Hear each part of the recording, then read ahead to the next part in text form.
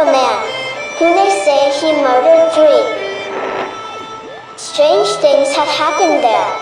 No stranger would it be if we met at midnight in the hanging tree.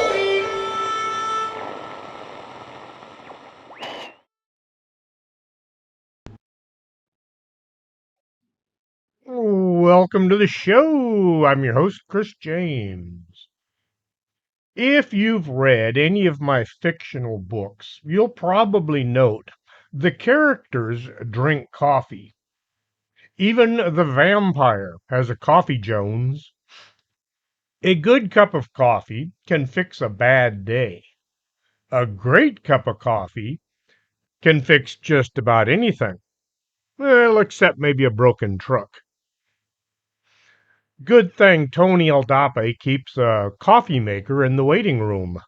Every time I'm there, I try to drink my share of the coffee.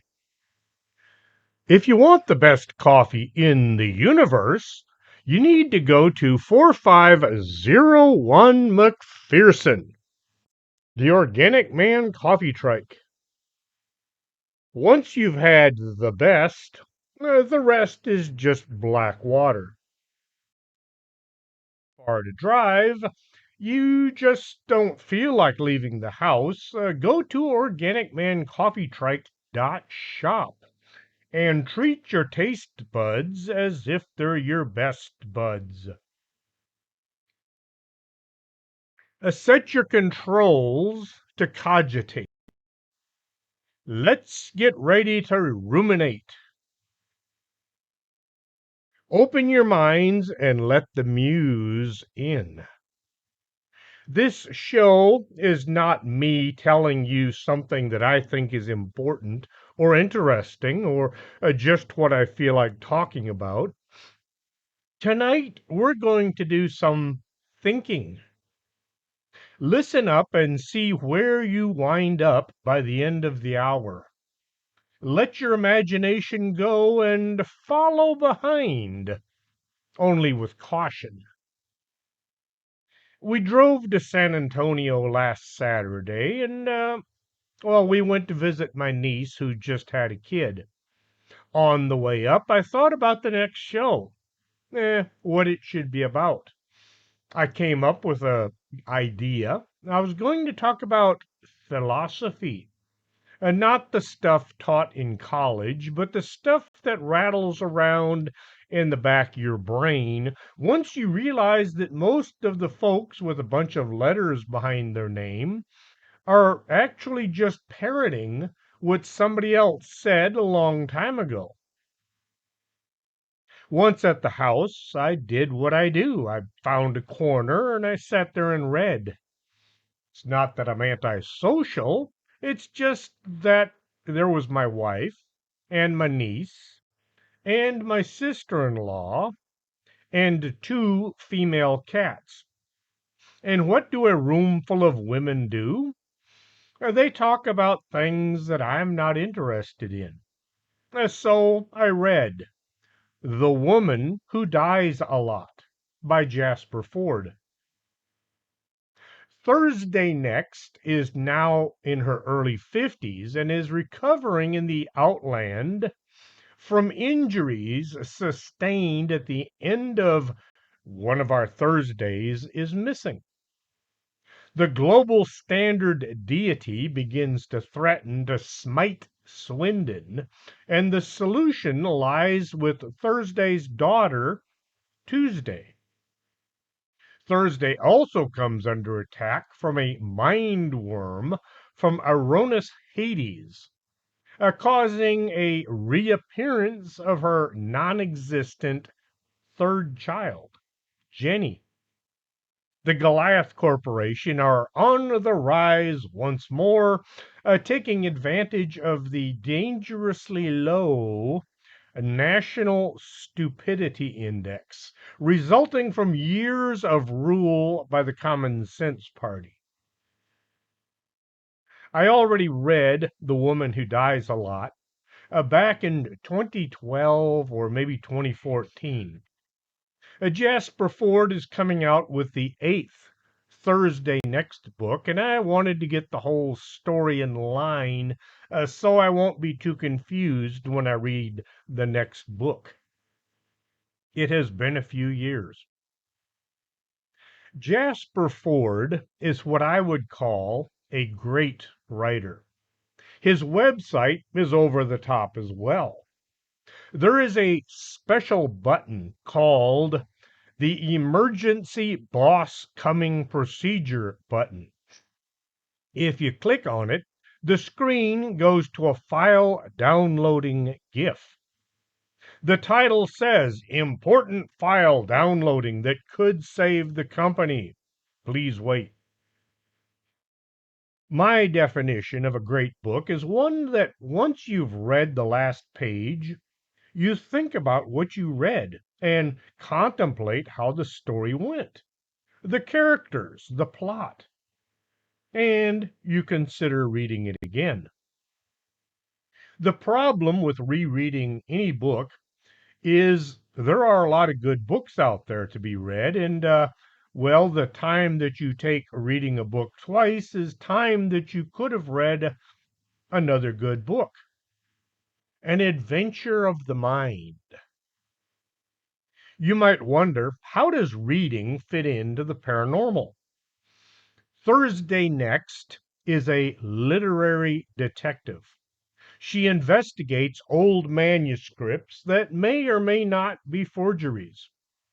That doesn't sound very wow. She's also able to enter the book world where all the characters in all the books are real people. Well, real fictional people.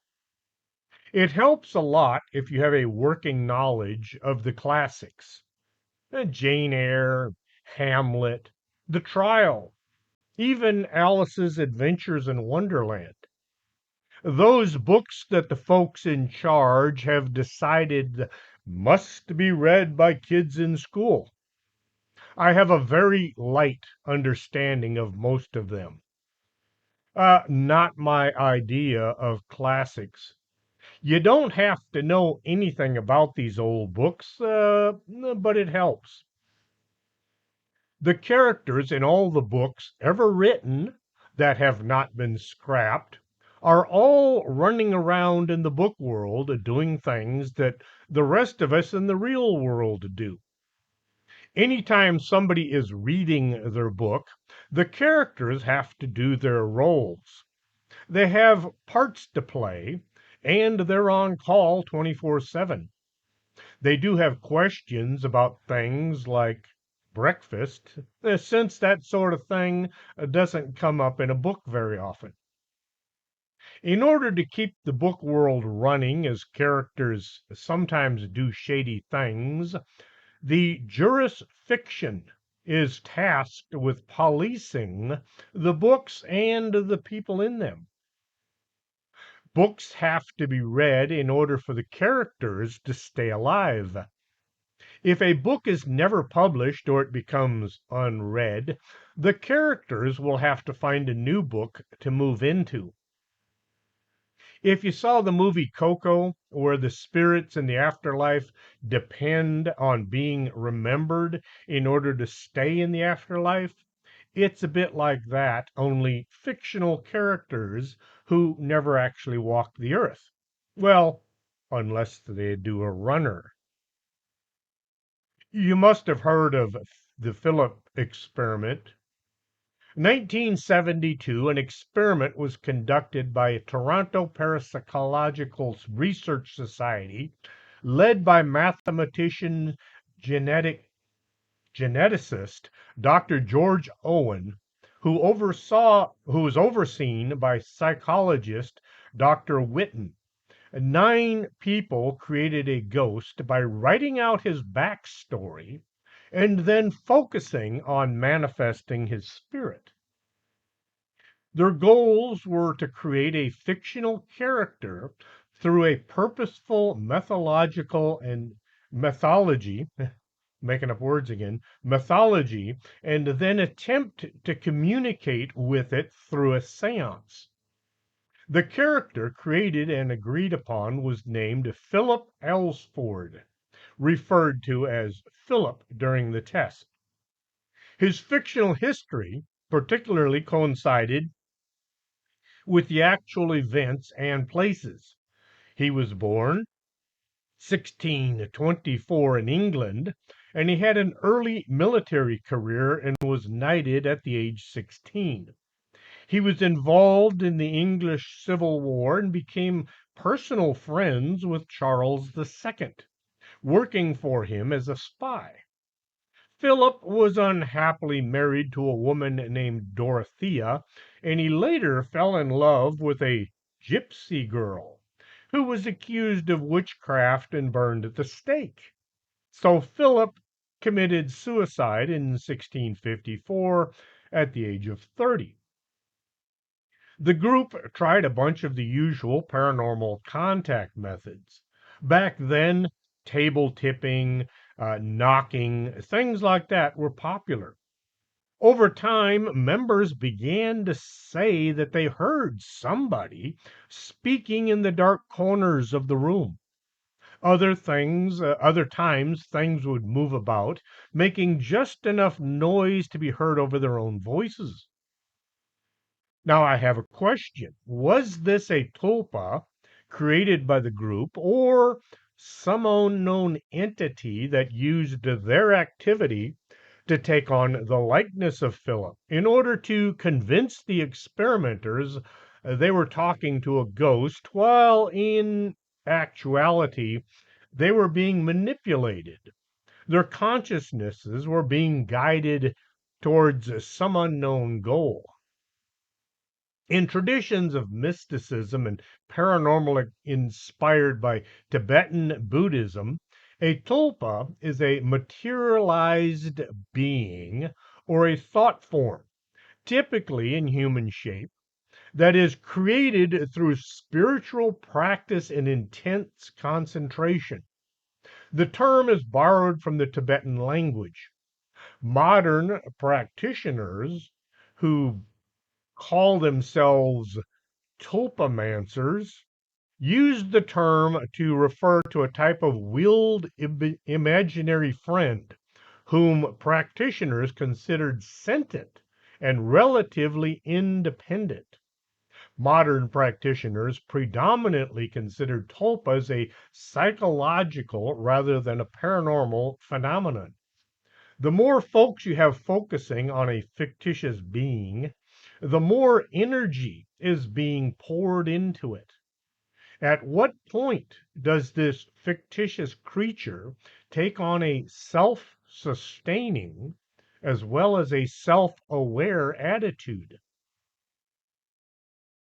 A book with a few readers, like, oh, say, The Bag Company, would not be susceptible to this kind of activity. But a book read by hundreds of thousands, such as The Hitchhiker's Guide to the Galaxy, probably has a lot more people focusing on the characters, and this just might have an effect on them. The idea that somebody like Zaphod Beeblebrox might be running around on some distant world is a bit much. I'm not trying to convince anybody that fictional characters are real. It's the energy being pumped into their books that just might lead to some odd beings we have created through our thoughts. I've also theorized that unseen creatures, the obscuro mentioned in ancient religious texts, could see how all these folks here on Earth are spending inordinate amounts of time focusing on a two-headed galactic president and figure, what the heck, I'm going to project that guy into being. Do aliens read fiction? I doubt it would work, but that's just my opinion. There's a vast difference between the people reading these books. If you read The Hitchhiker's Guide, you probably don't think about the story nearly as much as people that, say, read Mission to the Stars. The story makes you think not just about Peter Miltby, the main character, but the idea of colonies on distant planets that are being being attacked by Imperial Earth.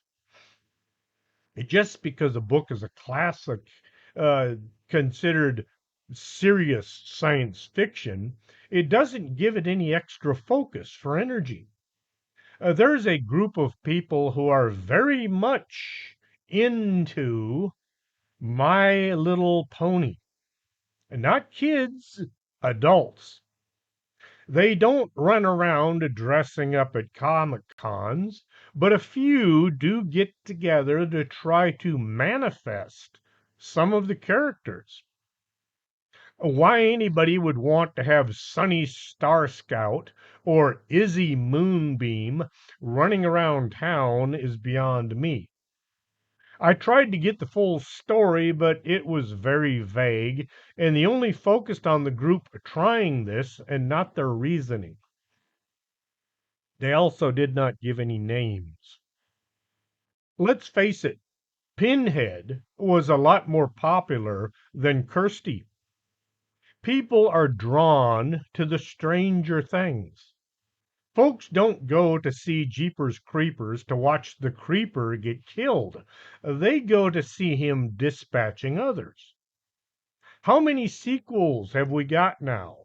3? And I'm sure somebody's trying to figure out how to make a 4th sequel. People all sitting around there in the dark, watching as the creeper performs his mayhem and devastation. Once the movie is over, they walk out to their vehicles, and quite a few of them are going to glance up at the sky to be sure that there's nothing there.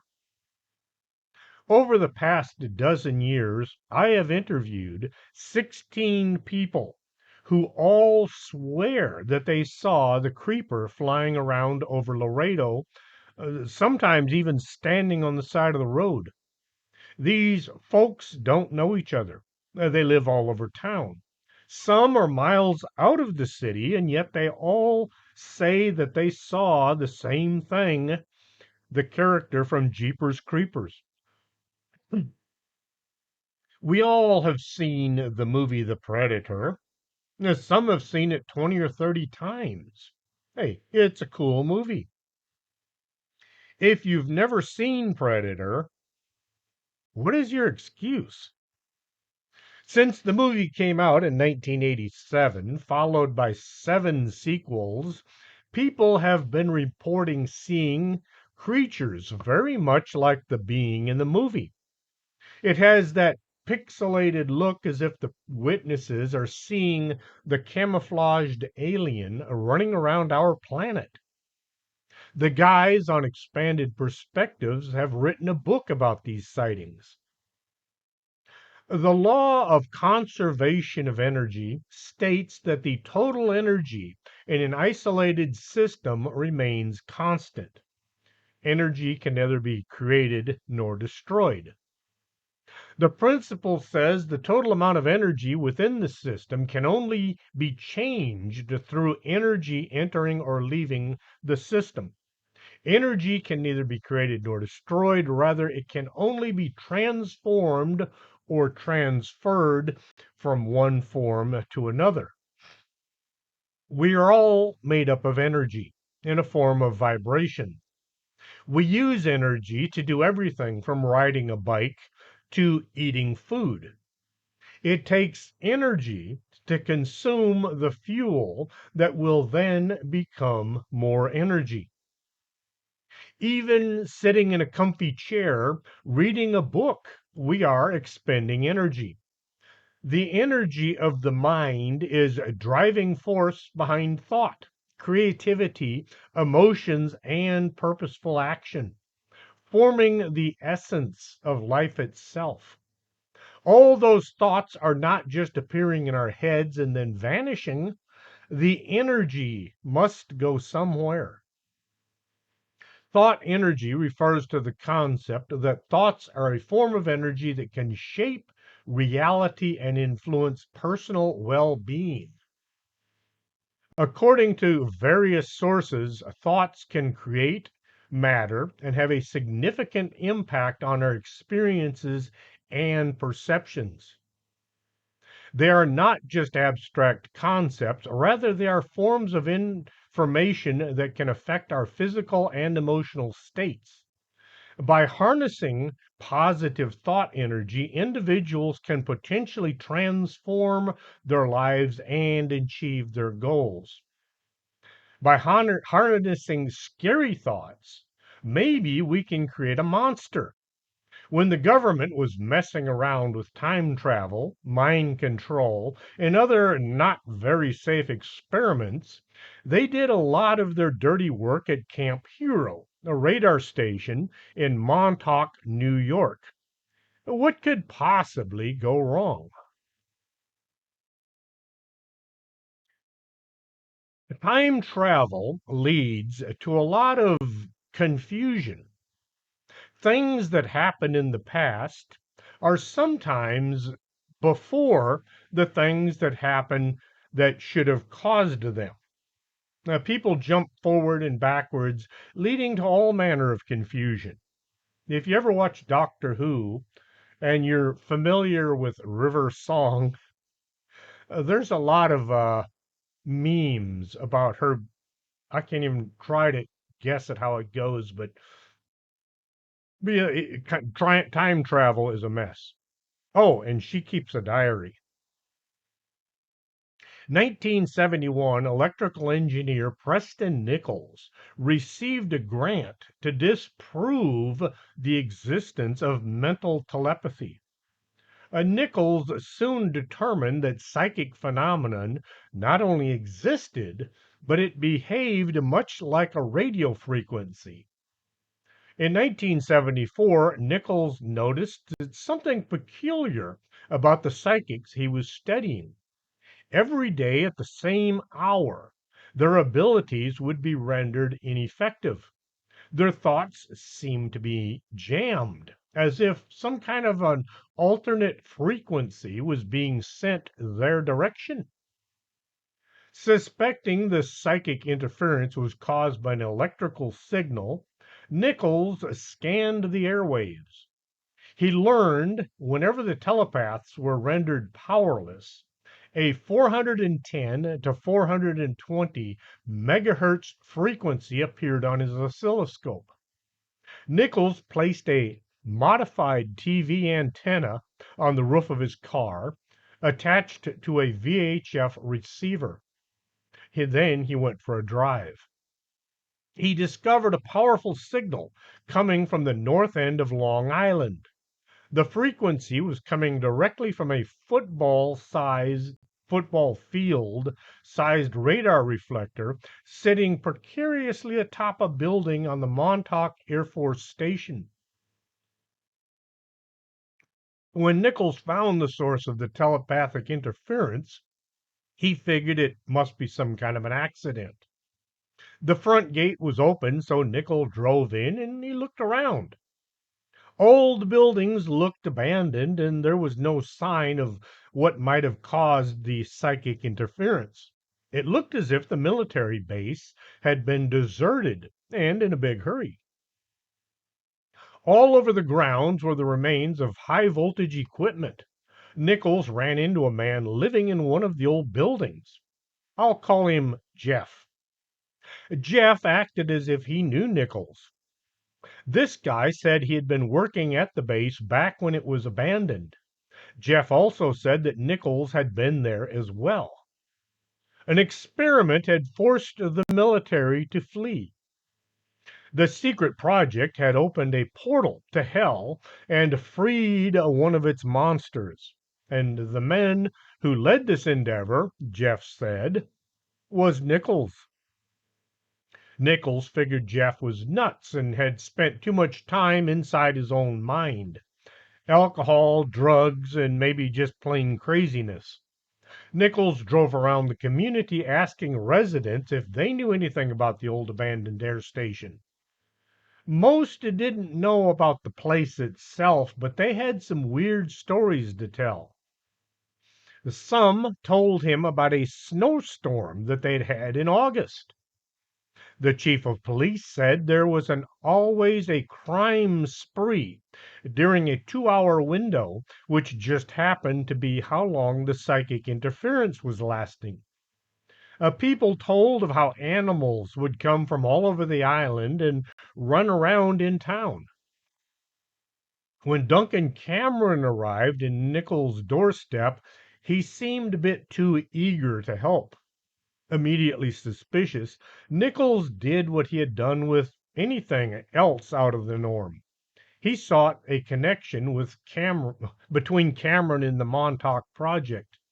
Nichols drove Cameron to the Air Force Station, and to his surprise, Cameron not only recognized it, he knew many of its details.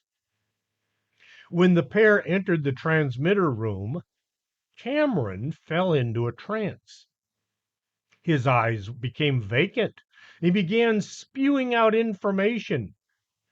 Cameron said he had been programmed to befriend Nichols, destroy his lab, and then kill him.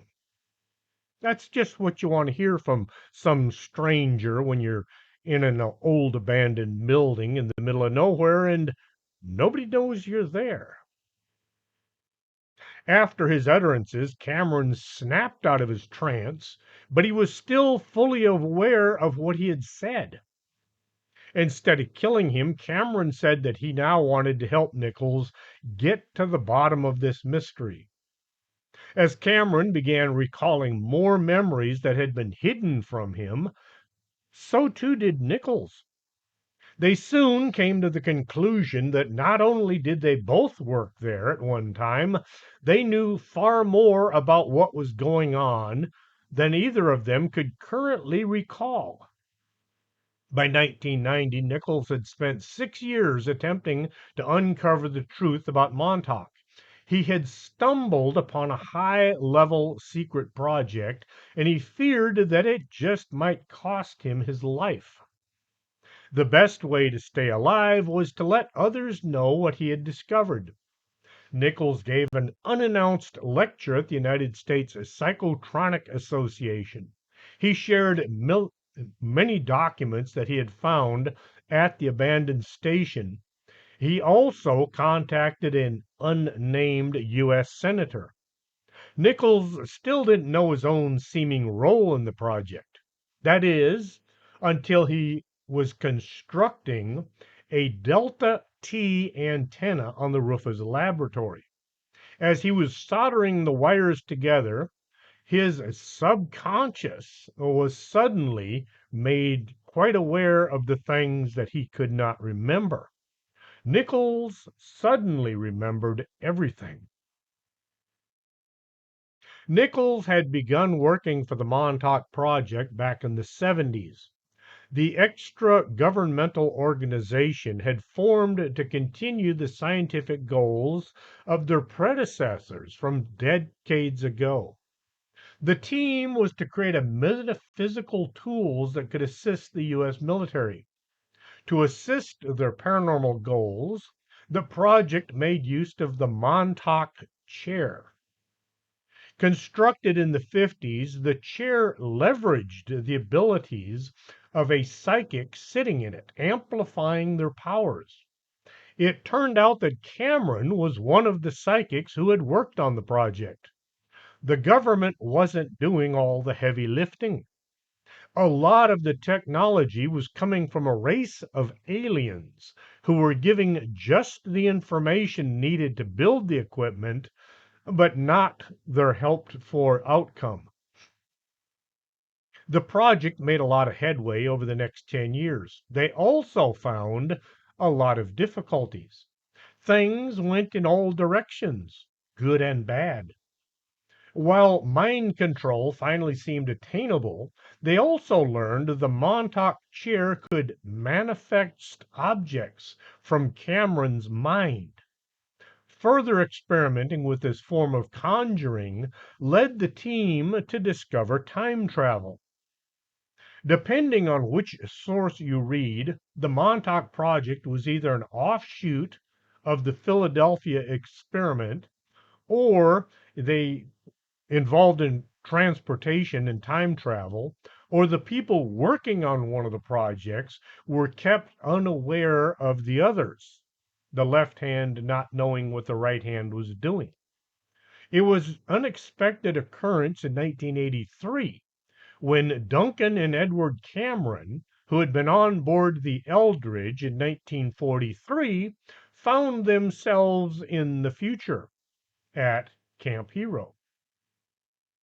The brothers were sent back in time to shut down the electronics on board the Eldridge by any means possible. Once the ship was back in 1943, Duncan Cameron was regressed into a boy named Al Bielek. Nichols and Cameron learned of the project's true goal.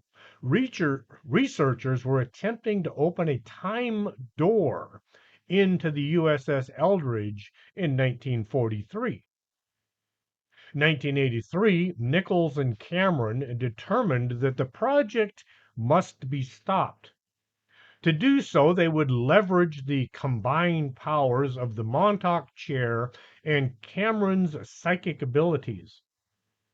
August 12th, Nichols and Cameron continued their experiments as ordered, when strange phenomenon began to occur. Well, stranger phenomenon. The equipment began to whir and click until it appeared to sync with something beyond their scientists' perception. A time portal opened leading to the Eldridge. Cameron began to imagine a hideous monster, and instantaneously the Montauk chair conjured this beast into being. This creature began feasting on anybody in sight, destroying anything that stood between it and its dinner.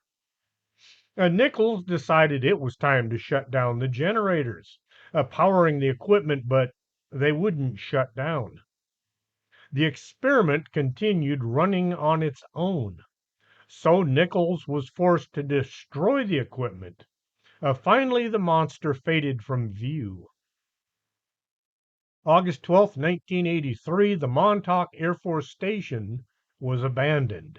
Those who did survive this deadly incident had their memories wiped.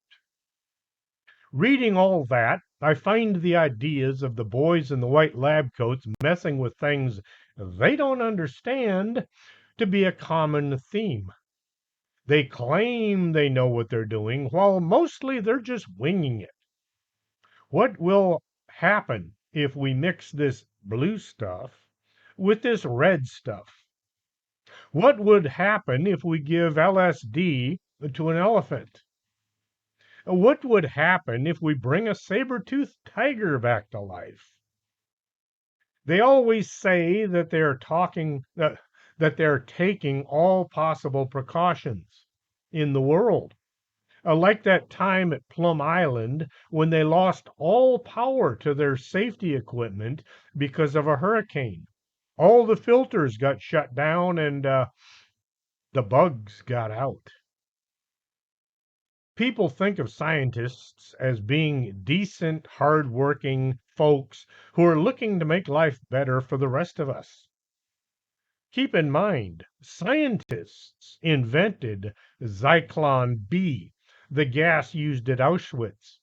Scientists came up with the concept of eugenics, where certain races were to be wiped out through sterilization. We've all heard about mad scientists, but people tend to think this is just a plot device.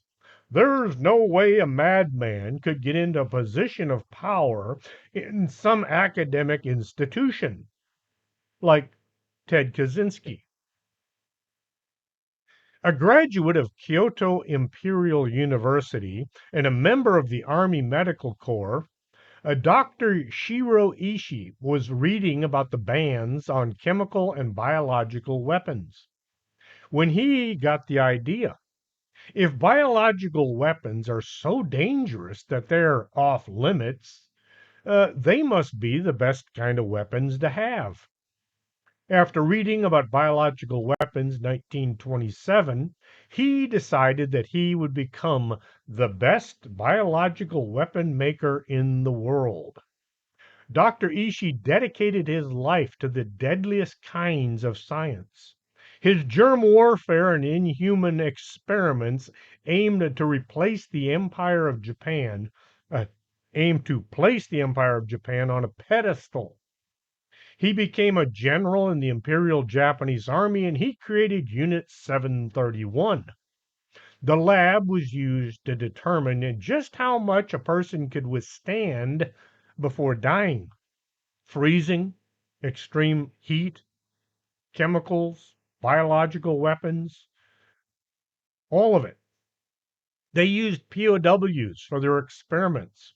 They also created biological weapons that they tested on civilians living near the lab. You could possibly hope that Ishii, being the monster he was taken to task at the end of World War II. However, when the folks in charge of cleaning up the mess in Japan found out about Dr. Ishii, they didn't prosecute him. They gave him total immunity to all the bad things he had done so they could get his notes. What kind of a monster would let another monster go free after all the bad things he did?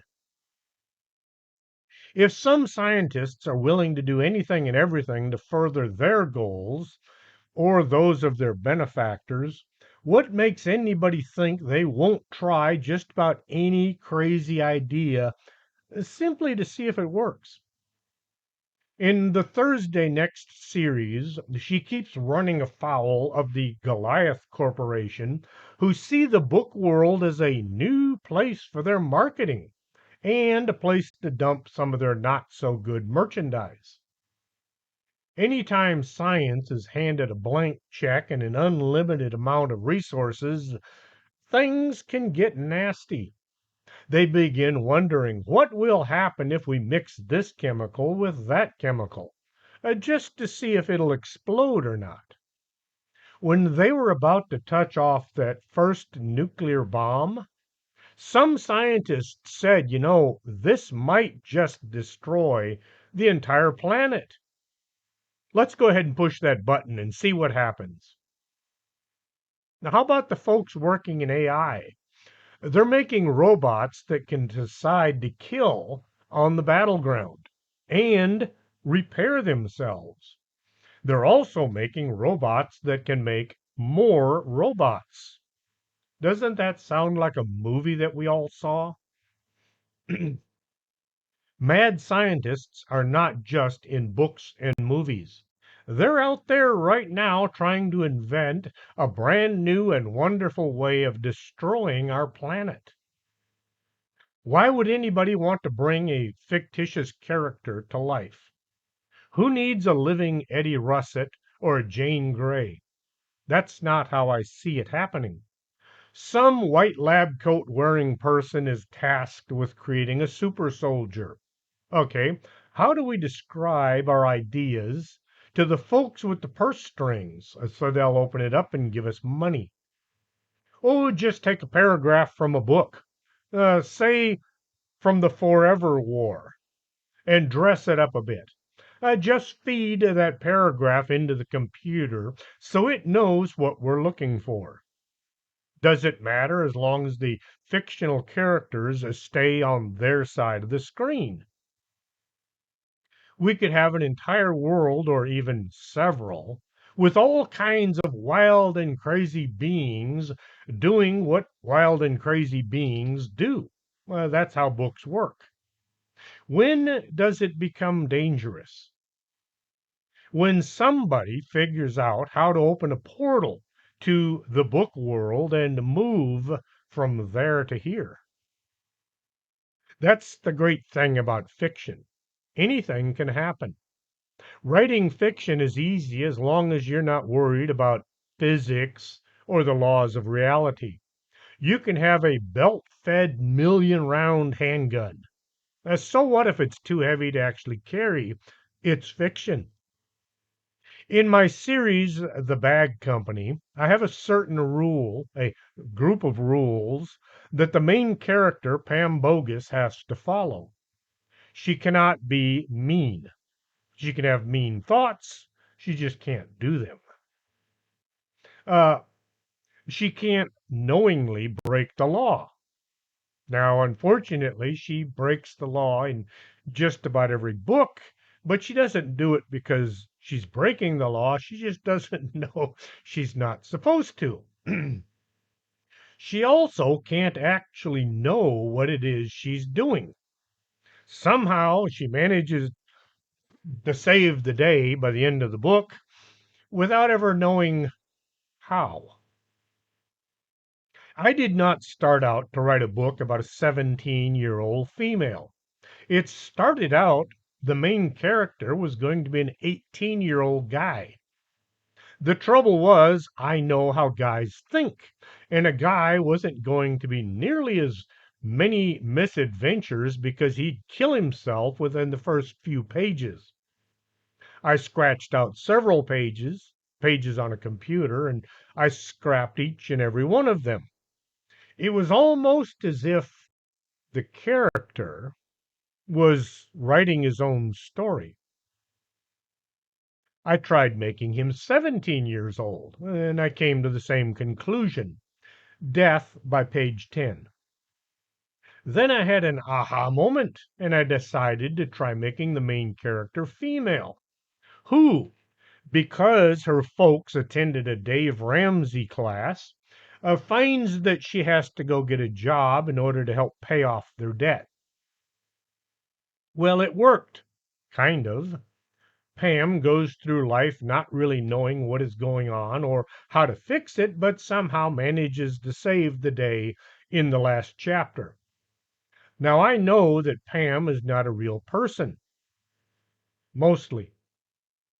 I do feel very bad, a whole lot bad, about some of the trials and tribulations that I put her through, and her wardrobe, and her hair. Why should the things going on in a book to a character that is fictional make me feel as if I'm doing something mean to someone? Uh, Sometimes she just feels too real. Kind of like how Vic Hermanson's voices can get a bit demanding. We talk back and forth on occasion about the consequences of creating characters. At one time, Vic was going to set up an email account for Annabelle Lee, but I don't think that ever happened. Worried about some of the letters she might get, and more worried about some of the letters she might write. It's all just made up stories, right? There's nothing to worry about because it could never happen. Nothing can go wrong. Where do these stories come from? Folks will say it's all just the machinations of the writer's mind. Too much coffee and not enough human contact. Dean Koontz says he just as surprised about how his books turn out as we are. He begins writing, he only has the first opening few lines. The story evolves as he's typing. I've hammered out a few pages and gone back to see how many mistakes need correcting. I have been surprised by what I wrote as well. Consider this some powerful being is projecting ideas into our minds. So we put them down on paper. Others read these ideas, and the energy from all those thinking about what we're seeing gets gobbled up by some kind of a creature. In ancient Greek mythology, the Muse were divine goddesses who inspired literature, art, and science, serving as the ultimate source of creativity and knowledge. When a scholar came up with a new idea, it was coming down from the heavens. The muse were putting these thoughts into people's heads. Most people agree there are 9 muses, and they're involved in just about every idea, both good and bad. Have you ever had a thought just jump into your head unannounced? And as you think about it, the idea seems sound. Of course, some of my best ideas landed me in the hospital or even in jail in my misspent youth. Our minds are bizarre organs that can figure out how to build a car and how to blow one up. We can create or destroy depending on how we think. Some folks use their minds to create music and artwork. Others use their minds to keep their ears apart. How do we know where an idea comes from? Where does a thought go when you can't remember it? Have you ever sat there and tried to remember something and you try to force your brain to come up with the answer to the question and it's just not there? And then a couple minutes, hours, days down the road, bang, there it is. The answer that you could not find? In today's world, where cell towers may or may not be beaming signals into our brains in the name of national security, where do thoughts come from? Then there's those unseen beings that feed on our fear. Could just possibly some being wanting us to fear more than they can suck it all out and the energy, and so they send us ideas and thoughts and suggestions so that people will write horror stories. Other people will get scared and the beings will have dinner. In the book Mr. Nightmare by Joe Scipione, a bunch of kids are forced to tell scary stories so that an entity can feed on their fear.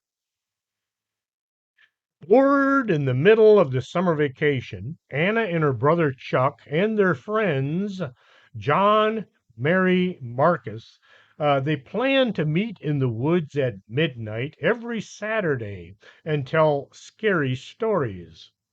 They call their group the Nightmare Club, and they get together to see who tells the scariest stories throughout the summer and into the fall when they have to head back to school. The group becomes inseparable, looking forward to the meetings every week as they try to outdo each other.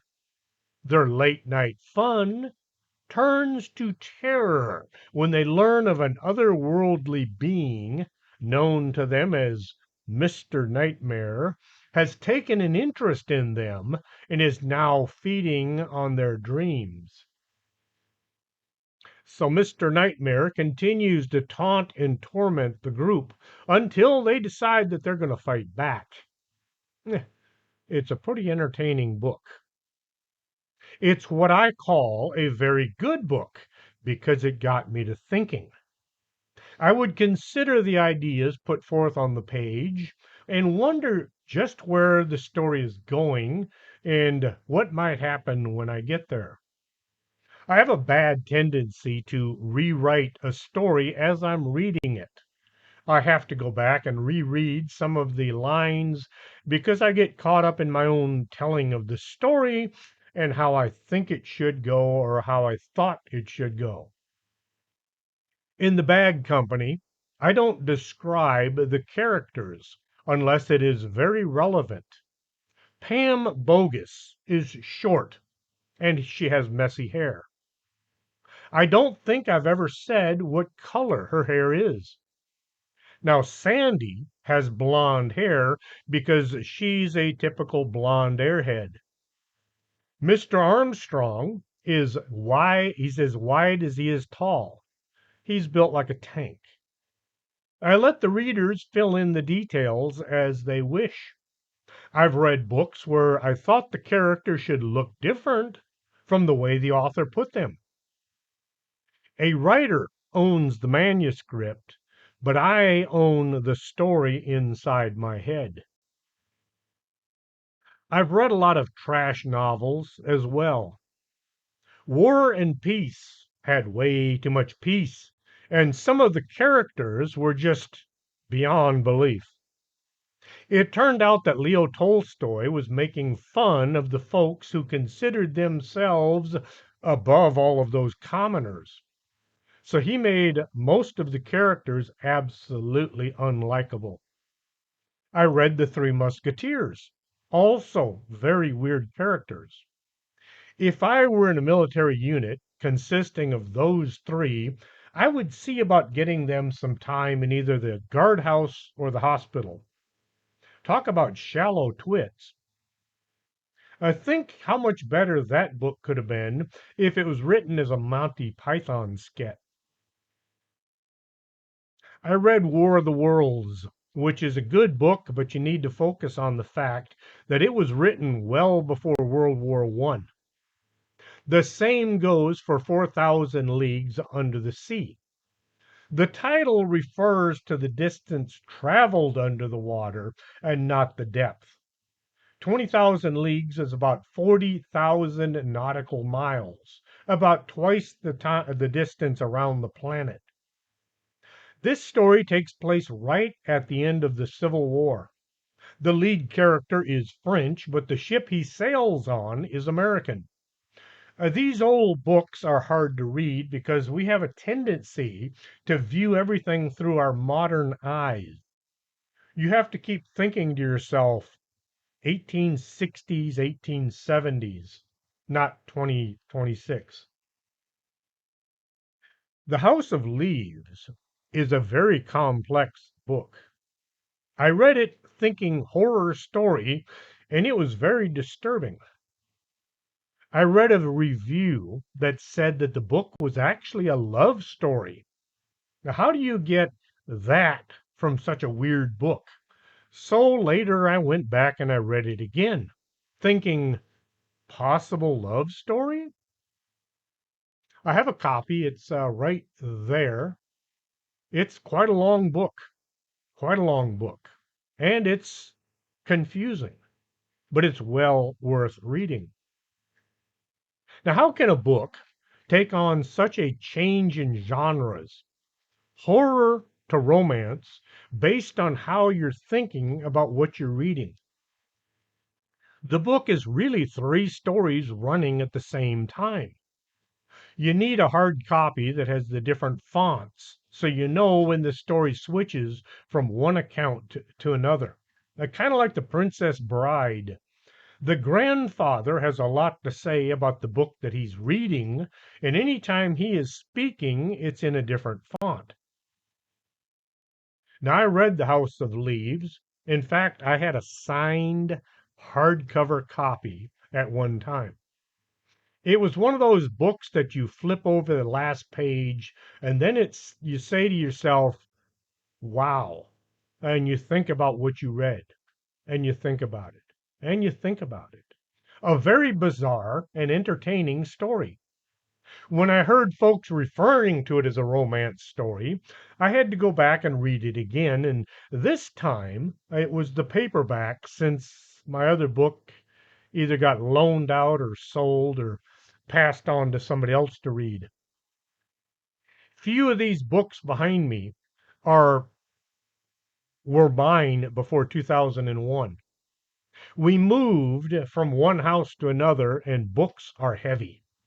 I gave away probably 80% of my library.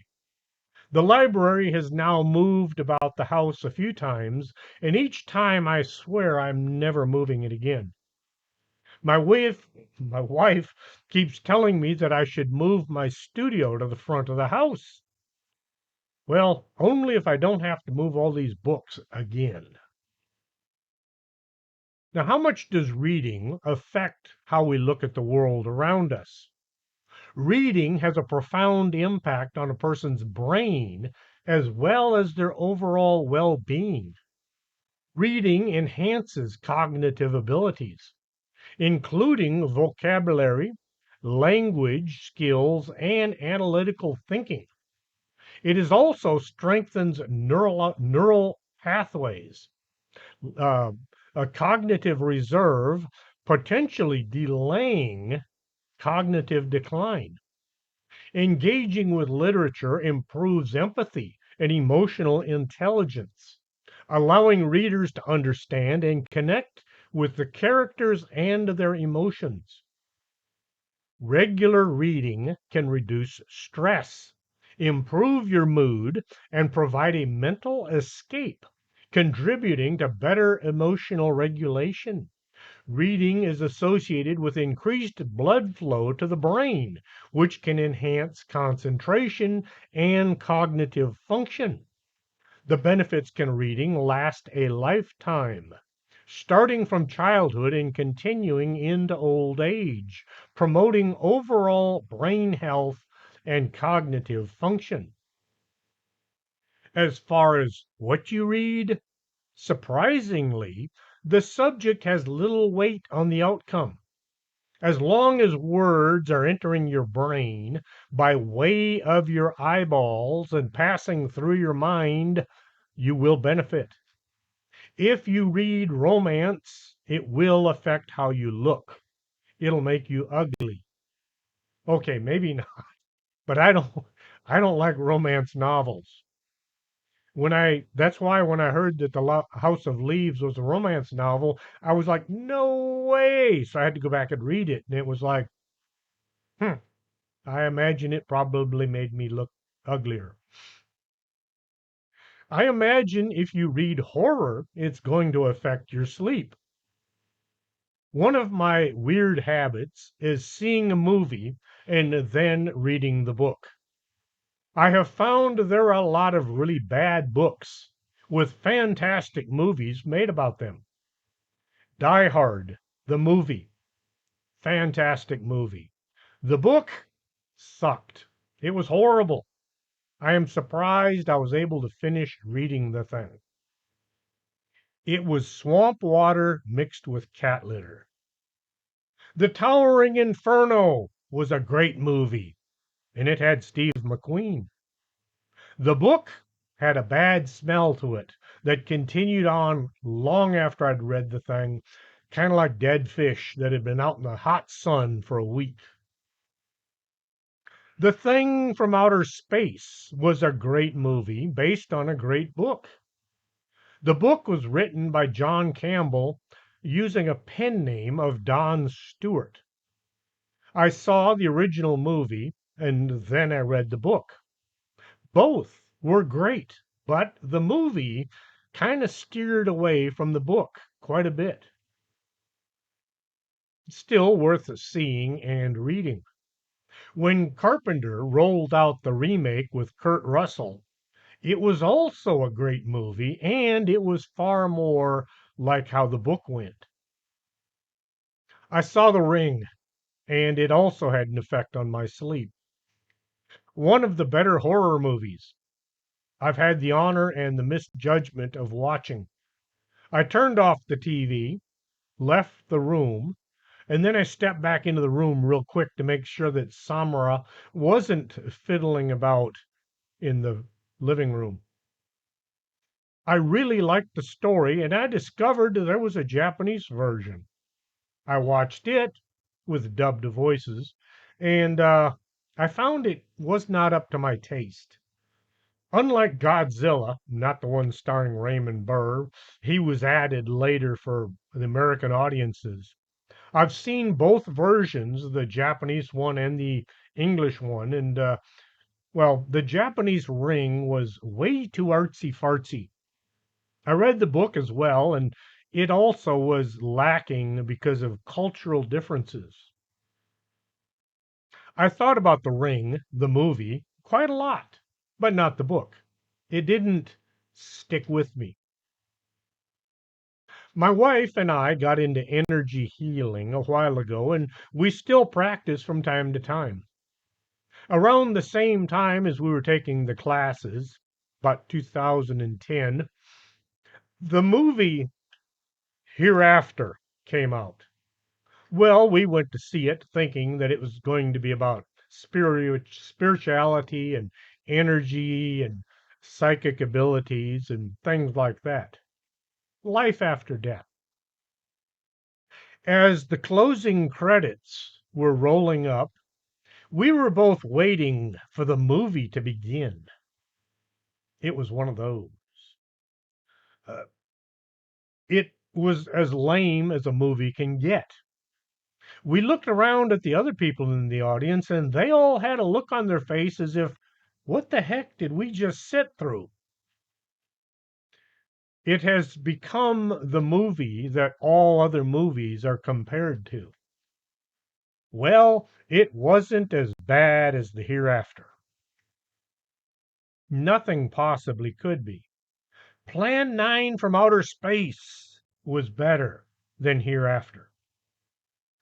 I'm still mad, and I want my money back. Not just for the movie, but for the popcorn and drinks. It was trash, not even good trash. MST3K would never touch it. Yes, I'm ranting. I, I want those 129 minutes of my life back. I find it impossible to believe Clint Eastwood directed that thing. I'm making myself mad just talking about it. I did have a profound effect on both of us. We walked out thinking, who wrote this piece of garbage? Still do today. Anytime we think about going to see a movie, we hesitate and we ask, is this going to be another hereafter? Is there a world occupied by fictional characters from books? I don't know, but I can see no reason not for such a thing to be. People who read books put a lot of energy into a small place. The fictional people who are being read live on long after the cover is closed, and the minds of us readers continue to think about them. Hope you enjoyed tonight's show. If you did, spread it around. Tell other people they should be listening to Strange Things with Chris James, and they should be reading some good books. Until next time, see y'all then.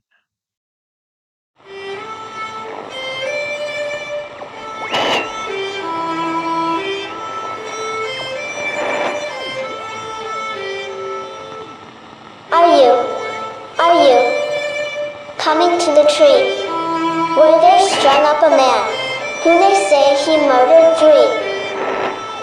Strange things have happened there. No stranger would it be if we met at midnight in the hanging tree.